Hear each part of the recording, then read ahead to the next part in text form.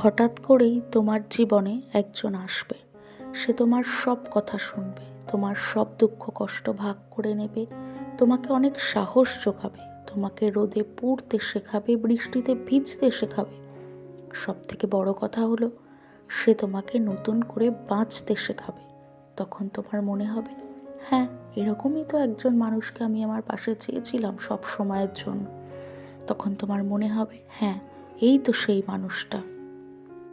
তারপর তার সাথে কথা বলার অভ্যেসটা যখন বদ অভ্যাসে পরিণত হবে, তখন দেখবে ওই মানুষটা বদলে গেছে। সে তোমাকে ব্যস্ততা দেখাচ্ছে। তোমার সারাদিন অপেক্ষা করার পরেও তার কাছ থেকে একটা মেসেজ বা কল কিছুই আসেনি। তুমি বারবার ফোন চেক করবে, কিন্তু তোমার অপেক্ষা অপেক্ষায় থেকে যাবে। প্রথম প্রথম দু একবার ফোন করে সে তোমাকে বোঝাবে সে নিরুপায়, তার জীবনে এখন অনেক ব্যস্ততা, তাই সে তোমাকে সময় দিতে পারছে না। তারপর আস্তে আস্তে একদিন সম্পূর্ণ যোগাযোগটাই বন্ধ হয়ে যাবে। তুমিও বুঝতে পারবে সে তোমাকে আর সময় দিতে পারবে না। তুমিও তাকে কল করে ফোন করা বা মেসেজ করা দুটোই বন্ধ করে দেবে।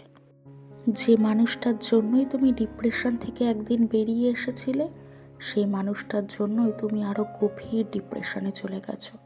তখন মনে হবে, আগের আমিটাই বেশি ভালো ছিলাম, আগের একাকিত্বটাই অনেক ভালো ছিল। জীবনে একা থাকা খুবই সহজ, কিন্তু জীবনে কেউ একবার এসে চলে গেলে সেই একাকিত্বটা বড় ভয়ঙ্কর।